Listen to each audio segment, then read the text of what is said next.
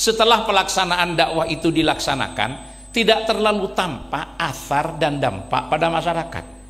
Artinya apa yang disampaikan walaupun menggugah, apa yang disampaikan walaupun berapi-api, apa yang disampaikan walaupun itu dengan semangat yang luar biasa, bahkan kalau bicara ratingnya itu mungkin bukan rating 12-13, mungkin rating 2000 sudah kalau bicara rating, tapi setelah menyampaikan pengaruhnya nggak ada. Assalamualaikum warahmatullahi wabarakatuh. Pada kesempatan yang sangat berbahagia ini kita akan menyimak sebuah nasihat daripada Kiai Abdullah Syamsul Arifin. Langsung saja kita simak videonya. Kegiatan ini tidak lain dimaksudkan untuk terus meneguhkan dan mengokohkan semangat dakwah dari para pejuang di lingkungan Nahdlatul Ulama, dari para aktivis dakwah di lingkungan Nahdlatul Ulama, agar tugas-tugas yang diberikan oleh pengurus besar Nahdlatul Ulama kepada LD PBNU beserta seluruh peringkat organisasi yang ada, yaitu LDPW, LDPC, LDMWC, dan seluruh para duat di lingkungan Nahdlatul Ulama untuk senantiasa berkhidmah di bidang dakwah dalam rangka menyebarluaskan akidah Ahlus Sunnah wal Jamaah An-Nahdliyah kepada seluruh segmentasi warga Nahdlatul Ulama dimanapun berada. Ini perlu peneguhan, perlu penguatan. Dan sebelum kegiatan dimulai, diawali dengan pembacaan istighosah, pembacaan adzkar, aurat, kemudian juga pembacaan ahzab. Ini tidak lain tujuannya adalah sebagai bagian daripada upaya penguatan spiritual untuk menambah spirit, kekuatan serta kesabaran, ketabahan, kegigihan dari seluruh duat, dari seluruh da'in di lingkungan Jam'iyah Nahdlatul Ulama. Jadi yang didapat dalam dakwah fair ini, yang tema besarnya sering kita sebut dengan temu dan ngaji bareng pegiat dakwah digital, itu tidak hanya pada peningkatan intellectual quotient, pada pengayaan intelektual dengan menimba ilmu dan sharing dari para pegiat dakwah, baik dari para masyayikh di lingkungan PBNU atau para dai-dai milenial yang sudah memiliki tempat di hati masyarakat, tapi juga dilakukan penguatan spiritual dengan pembacaan serangkaian aurat, adzkar, istighosah untuk terus memberikan peneguhan-peneguhan kepada para da'in di lingkungan Nahdlatul Ulama. Alhamdulillah kegiatan ini mendapatkan respon yang cukup baik dari seluruh pegiat-pegiat dakwah di lingkungan Nahdlatul Ulama, karena memang dilaksanakan secara hybrid. Tentu yang mengikuti via Zoom, via online jauh berlipat ganda daripada yang hadir secara offline karena berbagai alasan. Bisa karena kesibukan, karena jauhnya jarak, dan karena hal-hal yang lain. Tetapi kegiatan ini sangat dirasakan manfaatnya oleh seluruh lapisan para duat untuk terus melakukan upgrading kompetensi dan kemampuan di dalam bidang dakwah melalui penyampaian pengalaman, melalui tambahan-tambahan informasi yang disampaikan oleh para guru kita. Yang tidak kalah pentingnya adalah terus dilakukan penguatan spiritual sebagai bagian tidak terpisahkan daripada kegiatan dakwah. Kita mengingat ada satu kisah yang disampaikan bahwa pada satu saat ada salah seorang warga masyarakat di Madura mendatangi Syekhona Muhammad Khalil bin Abdul Latif Al-Bangkalani. Tujuannya tidak lain minta didoakan agar anaknya yang masih kecil itu mau berhenti makan gula, karena dia tiap hari makan gula, padahal orang tuanya bukan juragan tebu. Jadi makan gulanya itu mungkin habis berapa kilo gitu setiap hari, sampai orang tuanya itu agak kesulitan untuk membelikan gula karena jauh lebih mahal daripada makan nasi biayanya. Begitu dibawa kepada Syekhona Muhammad Khalil bin Abdul Latif Al-Bangkalani, tidak langsung didoakan saat itu, tetapi Syekhona Khalil memerintahkan untuk pulang dan kembali seminggu berikutnya. Maka pulanglah orang tua itu beserta anaknya. Kemudian seminggu berikutnya begitu kembali, Padahal pada saat pulang itu, mohon maaf, ini ada yang terloncat. Pada saat pulang dari Syekhona Khalil tambah jadi, makan gulanya tambah jadi, karena memang belum didoain, tambah banyak makan gulanya. Tapi begitu seminggu berikutnya kembali ke Syekhona Khalil hanya mengatakan begini, le, ambu cek ngakan gula. Itu dalam bahasa Madura, berhenti jangan makan gula. Hanya itu kalimat yang disampaikan oleh Syekhona Khalil. Lantas anak tersebut berhenti sama sekali, tidak mau lagi makan gula. Ada apa di balik itu? Ternyata ketika diperintah pulang oleh Syekhona Khalil selama seminggu, dan kenapa Syekhona Khalil tidak langsung memerintahkan untuk berhenti tidak makan gula pada saat itu? Syekhona Khalil selama seminggu berhenti tidak makan gula. Jadi Syekhona Khalil itu seminggu tidak makan gula sama sekali, karena akan memerintahkan seseorang untuk berhenti tidak makan gula. Maka begitu kata-kata itu diucapkan, berhenti kamu tidak usah makan gula, maka total anak itu tidak makan gula. Lah artinya di situ ada aspek kekuatan spiritual yang harus dimiliki oleh para duat, yang tidak hanya sekedar pada aspek kemampuan retorika, kemudian penguasaan materi, pemahaman terhadap medan, kemampuan dan metode. Bahasa Prof. Zaki barusan termasuk pengamalan dan lain sebagainya. Ini bagian daripada penguatan spiritual yang harus dimiliki oleh para duat, yang terus ingin kita timba dari para sesepuh-sesepuh kita, dari pelaku-pelaku dakwah di lingkungan Nahdlatul Ulama. Karena kadang-kadang ada juga yang bertanya, kenapa dai-dai sekarang ini yang banyak?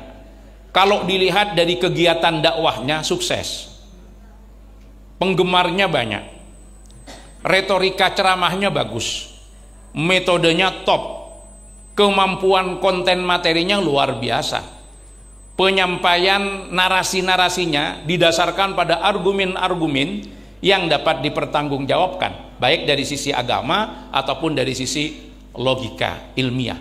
Semuanya baik. Kegiatannya sukses luar biasa, gebiarnya sangat meriah. Tetapi pertanyaannya, setelah pelaksanaan dakwah itu dilaksanakan, tidak terlalu tampak asar dan dampak pada masyarakat. Artinya apa yang disampaikan walaupun menggugah, apa yang disampaikan walaupun berapi-api, apa yang disampaikan walaupun itu dengan semangat yang luar biasa. Bahkan kalau bicara ratingnya itu mungkin bukan rating 12-13, mungkin rating 2000 sudah kalau bicara rating. Tapi setelah menyampaikan, pengaruhnya nggak ada. Artinya nggak ada tambahan perbaikan kehidupan masyarakat yang terlibat, ya nggak ada peningkatan spiritualitas kehidupan masyarakat. Ini sebetulnya kalau kita mau jujur belum sampai kepada sukses daripada pelaksanaan dakwah. Karena sukses pelaksanaan dakwah itu paling tidak harus dilihat dari dua sisi. Yang pertama adalah sukses pelaksanaan, yang kedua sukses pengaruh. Sukses pelaksanaan ya penceramahnya datang, cuacanya mendukung, tidak ada hujan yang mengganggu, pokoknya semuanya enak, sound systemnya enak, audiensinya enak, penceramahnya juga menyampaikan materi dengan lugas, tegas, dengan kalimat-kalimat yang luar biasa. Tetapi yang tidak kalah pentingnya yang menjadi tujuan dakwah adalah sukses pengaruh. Apa sukses pengaruh? Setelah kegiatan dakwah dilaksanakan, apa pengaruhnya pada masyarakat? Apakah ada tambahan perbaikan dalam kehidupan masyarakat? Jangan-jangan hanya menjadi kegiatan rutin, setelah itu ya mereka tidak ubahnya, kembali lagi pada kegiatan-kegiatan semula yang dalam tanda petik masih banyak hal-hal yang belum sesuai dengan ketentuan-ketentuan syariah. Maka kegiatan dakwah spare seperti yang diselenggarakan pada hari ini, di samping menambah wawasan para duat tentang bagaimana cara berdakwah yang baik, dakwah rahmah, dakwah ramah, bukan dakwah marah-marah, dakwah yang sesuai dengan karakter-karakter dakwah di lingkungan Nahdlatul Ulama yang diajarkan oleh para da'in, para muballighin, para masyayikh di lingkungan Nahdlatul Ulama. Tapi juga dimaksudkan untuk penguatan spiritual bagi para dai-dai NU, agar supaya yang mereka dapat tidak hanya pada aspek pengetahuan yang didasarkan pada peningkatan kecerdasan intelektual, tetapi juga berimbang antara peningkatan kecerdasan emosional dan spiritual, sehingga aktivitas dan kegiatan dakwah yang dilakukan itu betul-betul ada pengaruhnya, membekas dan mampu menyentuh terhadap hati umat, sehingga akan ada ghirah untuk menjadi lebih baik, dan itulah yang sebetulnya menjadi tujuan daripada dakwah. Terakhir, saya teringat Sayyidina Hayyan bin Haram sebagaimana dikutip oleh Al-Imam Abu Ja'far Ibnu Jarir At-Tabari di dalam Jami'ul Bayan fi Ta'wilil Quran, ketika menafsirkan firman Allah Subhanahu wa taala, innal ladzina amanu wa 'amilus shalihat sayaj'alu lahumur rahmanu wudda. Beliau mengatakan begini, ma aqbala 'abdun biqalbihi ila Allah illa aqbalallah alaihi qulubal mu'minin hatta razaqahumullahu alaihim rahmatahum wa ra'fatahum. Tidak ada seseorang yang tulus menghadapkan hatinya kepada Allah. Dalam setiap gerakannya, termasuk di dalamnya adalah kegiatan dakwah Islamiyah. Tidak ada orang yang memfokuskan dirinya, hatinya, niatannya kepada ridha Allah, kecuali Allah akan menjadikan hati orang-orang mukmin menjadi condong kepada dirinya, sehingga ia akan mendapatkan hatta razaqahullahu ra'fatahum wa rahmatahum.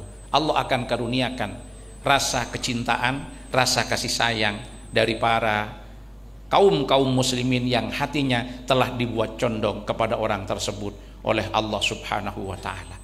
Jadi ada yang menyampaikan, ulama-ulama dulu itu kadang-kadang tausiahnya tidak lebih dari 2 atau 3 menit, tapi begitu mengena di hati masyarakat, mampu memberikan athar yang cukup kuat dan dapat menjadikan umat lebih baik serta jera dari hal-hal yang tidak baik, berbeda dengan yang tadi sudah saya sampaikan. Tentu kita sebagai pegiat dakwah di lingkungan Nahdlatul Ulama akan mengelaborasi dan bahkan mengkolaborasi keduanya.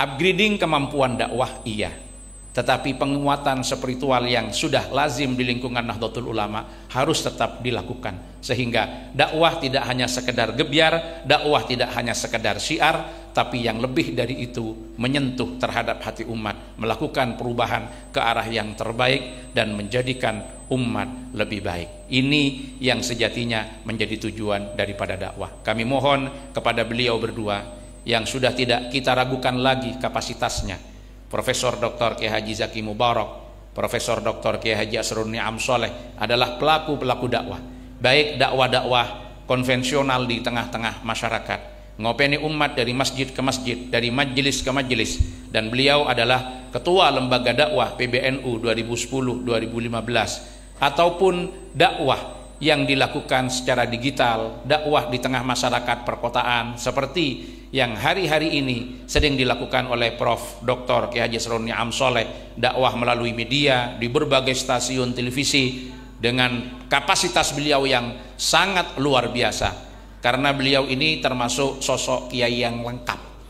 Jadi kalau kata orang Jawa itu, kiai itu ada kiai sumur. Kiai sumur itu kiai yang ilmunya ditimba oleh para santri, tidak pernah asak, tidak pernah habis. Itu kiai sumur. Yang kedua, kiai pinutur, di mana-mana memberikan ceramah. Yang ketiga, kiai ngatur. Nah, Prof. Asrun Ni'am ini kiai ngatur, ketua Majelis Ulama Indonesia di pusat. Yang kedua, deputi dari Menteri Pemuda dan Olahraga. Ya tinggal menghilangkan deputinya, itu sudah selangkah sudah jadi menteri beliau ini. Jadi artinya beliau ini lengkap. Ada kiai sumur karena pengasuh pondok pesantren An-Nahdhah. Beliau juga kiai pinutur, berceramah di mana-mana. Yang tidak kalah pentingnya, beliau juga masuk kiai ngatur. Tidak tahu yang keempat apa masuk kiai nyembur apa enggak. Nah, karena itu kan ada 4 kiai itu. Saya tidak tahu yang itu, biar beliau menyampaikan sendiri nanti kiatnya dan rumusnya seperti apa. Ini yang bisa saya sampaikan sebagai pengantar kegiatan pada sore hari ini, dan kita akan melaksanakan kegiatan sampai berbuka puasa bersama dan sholat maulid bersama di Masjid An-Nahdhah. Kurang lebih mohon maaf. Hadanallahu wa iyyakum ajmain. Wallahul muwaffiq ila aqwamit thoriq. Nah, sahabatku yang dimuliakan oleh Allah Subhanahu wa taala, mungkin cukup sekian videonya. Semoga bermanfaat dan berkah. Assalamualaikum warahmatullahi wabarakatuh.